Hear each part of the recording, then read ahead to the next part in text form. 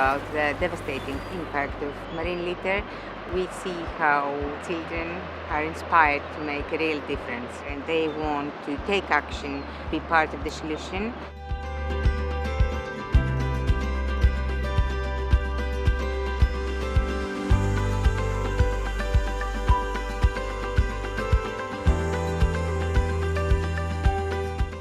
You could just find a bit of rope or plastic on the beach, and very soon it can be turned into like something that you use in your everyday life.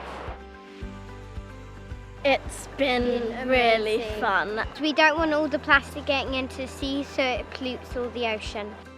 If we take the plastic out of the sea, we could save our lives, land animals' lives as well, and then sea animals' lives.